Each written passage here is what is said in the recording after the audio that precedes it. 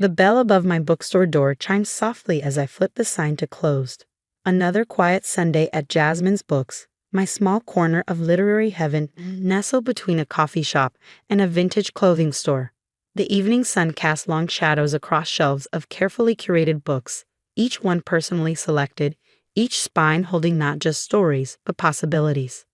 My phone buzzed, a reminder about tonight's family dinner.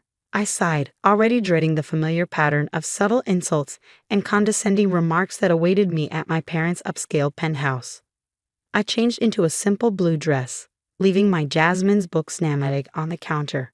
No point in dressing up when nothing I wore would ever be good enough for them anyway. The elevator ride to the 47th floor felt endless. My sister Victoria's voice carried through the hallway before I even reached their door. The merger is worth $80 million. Can you believe it? I slipped inside quietly, but not quietly enough to avoid my brother Andrew's notice. Well, look who finally showed up. How's the little bookshop, Jasmine? Still managing to keep the lights on. The store's doing fine, I replied, hanging my coat by the door. At 32, I was the youngest of 3 siblings and, according to my family, the only failure. My mother emerged from the kitchen, perfect makeup and designer dress making me feel even more underdressed. Jasmine, darling, you look tired.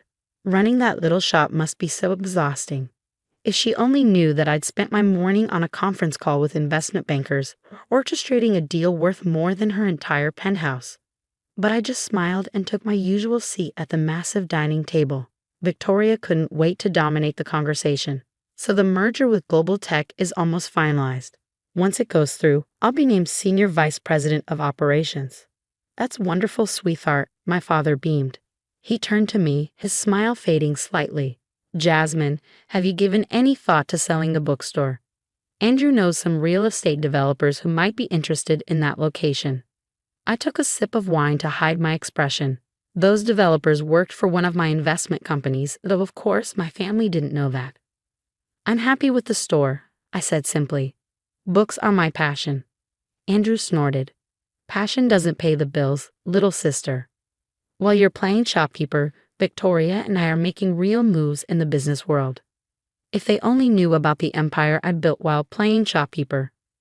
My small bookstore was just the tip of a very large, very profitable iceberg. It had started 7 years ago, shortly after I opened Jasmine's Books. A regular customer, an elderly man named Mr. Chen, would spend hours in the philosophy section, occasionally sharing his wisdom about life and investments. What my family didn't know was that Mr. Chen was one of the most successful private investors in the country. One day, he looked up from his book and said, "You understand people, Jasmine. You know what they want to read, what moves them. Have you ever thought about applying that understanding to investments?" That conversation changed everything. Mr. Chen became my mentor, teaching me to see patterns in markets that others missed. I started small, investing my modest savings in carefully chosen startups and undervalued companies. My first major success came when I spotted a small tech company that had developed an innovative payment processing system. I invested everything I had, then watched as the company's value multiplied tenfold in 18 months. I reinvested those profits, building a diverse portfolio that soon became Jade Capital Partners, named after my favorite shade of green. Though officially listed under a series of shell companies, no one knew that the quiet bookstore owner was the founder and CEO of a billion-dollar investment firm. While my siblings bragged about their corporate titles and million-dollar deals, I was quietly acquiring controlling interests in companies across multiple industries. My network of investments now included technology firms, real estate developments, and yes, even some publishing houses. Earth to Jasmine. Victoria's sharp voice pulled me from my thoughts. Were you even listening? I was telling everyone about my new beach house. Sorry, just thinking about tomorrow's inventory. I mumbled, playing my part. We're getting a new shipment of classics. My mother sighed dramatically. Darling, you're not getting any younger. Don't you want more from life than just books? I thought about the 3 homes I owned, including a private island off the coast of Greece. I'm content, Mom. Content? Andrew scoffed. That's just another word for settling. While you're contentedly selling paperbacks, I'm closing a deal that will revolutionize the real estate market. I hid a smile, knowing that the revolutionary deal he was so proud of was actually being financed through one of my subsidiary companies. He had no idea he'd been negotiating with his little sister's firm for the past 3 months. The rest of dinner passed in its usual pattern. Victoria and Andrew competing to showcase their success. My parents beaming with pride at their accomplished children, and everyone taking turns expressing concern about my modest lifestyle. "I just worry about your future," my mother said as I prepared to leave. "You can't run a tiny bookstore forever." If she could see my investment portfolio, she might worry less. But I just hugged her goodbye and headed home, not to my apparent small apartment above the bookstore, but to my real home, a penthouse that made my parents' place look modest. As I walked into my private office, screens came to life showing market data from Asian exchanges. My actual workday was just beginning. While my family thought I spent my evenings reading novels, I was managing a global investment empire. Tomorrow would change everything. Victoria's precious merger, Andrew's revolutionary real estate deal.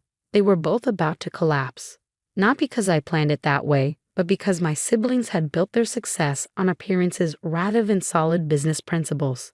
When the market opened tomorrow, they would discover that their companies were worth far less than they claimed, and when they desperately needed help, they would learn that the only person who could save them was the sister they dismissed as a simple bookstore owner. I poured myself a glass of scotch, the same rare brand my father loved to brag about, though mine was a much better vintage, and settled in for a night of work. The screens before me told a story more compelling than any novel. The story of an empire built in silence, of power wielded with purpose rather than pride. The bell above my bookstore would chime again tomorrow morning, welcoming another day of apparent simplicity. But tonight, I was orchestrating moves that would reshape my family's understanding of success. They thought I was wasting my time with books. They were about to learn that the greatest stories aren't always the ones you can read on a page. The morning everything changed, I was arranging a new window display at Jasmine's Books. My phone buzzed constantly, market alerts, frantic messages from Victoria and Andrew, missed calls from my parents. I let them all go unanswered, calmly placing each book in perfect position. The financial world was in chaos. Global tech stock had plummeted 60% overnight after whistleblowers revealed massive accounting irregularities. Victoria's merger was dead in the water. Meanwhile, Andrew's real estate empire was crumbling as his overleveraged positions came due. The bell above my door chimed. I turned to find Victoria standing there, her designer suit wrinkled, her perfect makeup streaked with tears. "Jasmine," she gasped, "everything's falling apart. I need somewhere to hide. The reporters are everywhere." I gestured to my reading nook, where comfortable armchairs offered sanctuary among shelves of classic literature. Victoria collapsed into one, her composure completely shattered. "The merger's dead," she whispered. "My career is over. I don't know what to do." The bell chimed again. This time it was Andrew, looking equally disheveled. "You won't believe what's happening," he started, then stopped short at the sight of Victoria. "You too?" I calmly walked to the door, flipped the sign to close, and locked up. "I think we need to talk." "Talk?" Andrew laughed bitterly. "What could you possibly say? While you've been playing with your little bookstore, the real business world is collapsing." I walked to my office in the back, returning with 3 folders. "Actually, I have quite a lot to say. But first, I need you both to read these." They opened the folders. Inside were documents showing Jade Capital Partners' ownership stakes in their companies, along with detailed reports of their mismanagement and financial manipulation. "What is this?" Victoria's voice shook. "How did you get these documents?" "Because I own them," I said simply. "I own the documents, significant portions of your companies, and about 30% of the building we're sitting in." Andrew's face turned red. "That's impossible. Jade Capital is worth billions. They're the ones who've been financing my real estate projects." "Yes," I nodded. "I know. I'm the one who approved those loans." Silence fell, broken only by the gentle whir of the ceiling fan and distant traffic outside. My siblings stared at me as if seeing me for the first time. "You," Victoria whispered. "You're behind Jade Capital." I took a seat behind my desk, an antique piece worth more than most cars. "Did you ever wonder why I chose this location for my bookstore? This building is owned by one of my holding companies. That coffee shop next door, also mine. I own most of this block." But, but you're just a bookstore owner, Andrew sputtered. No, I corrected him. I'm a bookstore owner who also happens to run one of the largest private investment firms in the country. The bookstore isn't a fallback or a hobby. It's the heart of everything I do. It reminds me why I started investing in the first place. I pressed a button under my desk. The back wall of my office slid aside, revealing a state-of-the-art trading floor. Screens displayed real-time market data, news feeds, and investment analytics. While you were bragging about your millions, I continued, I was quietly building billions. Every time you mocked my little bookstore, I was probably financing your competitors or buying controlling interests in your partners. Victoria stood up, swaying slightly. Why? Why keep this secret? Why let us treat you like a failure? I finished for her, because success isn't about proving people wrong. It's about doing what you love and doing it well. I love books. They taught me to see patterns, understand human nature, and recognize value where others see nothing. My phone buzzed again. This time I answered, putting it on speaker. Yes, Mr. Chen. My old mentor's voice filled the room. The board is ready, Jasmine. Shall we proceed with the acquisitions? Yes, I replied, watching my siblings' faces. Execute as planned. After I hung up, Andrew found his voice. What acquisitions? Jade Capital is buying controlling interest in both your companies, I explained. At a very generous premium, considering their current market value is essentially zero. You'll both retain your titles, but the actual management will be handled by my team. You're taking over our companies? Victoria's voice rose hysterically. I'm saving them, I corrected her. Though you might want to check your messages. I believe the board has already voted to accept Jade Capital's offer. Just then, our parents burst through the front door of the bookstore, looking panicked. Victoria, Andrew, we just heard. They stopped short at the sight of my revealed office. My mother's hand flew to her throat. My father's face went pale. Hello, Mom, Dad, I said calmly. We were just discussing some business matters. Would you like to join us? The next hour was surreal. I explained everything. How I'd built Jade Capital from scratch. How I'd watched my siblings' companies implode through reckless management. How I positioned myself to save them while teaching them a valuable lesson. All those times we criticized you, my mother whispered. You were worth more than all of us combined. Money isn't everything, I reminded her, gesturing to my beloved bookstore. This place, these books, they're what make me happy. The success of Jade Capital just proves that you can build something extraordinary without sacrificing your passion. My father cleared his throat. But why keep running the bookstore? You don't need to. I don't need to do anything, I cut him off. I choose to run this store because it matters to me.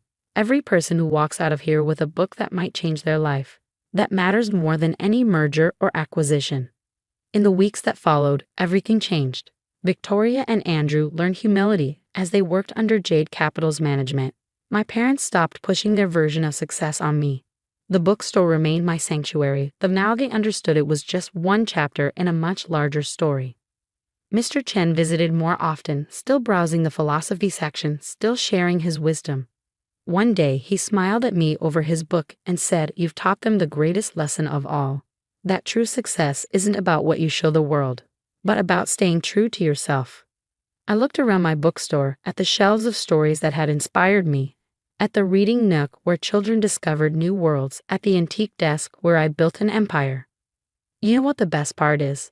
I told him, I still get to read the best stories first. Today, Jade Capital continues to grow, but I still open the bookstore every morning. My siblings have learned to measure success differently, and my parents finally understand that the quietest person in the room might just be the most successful. And me? I'm exactly where I want to be, surrounded by books, building empires both literary and financial, proving that you should never judge a book or a person by its cover.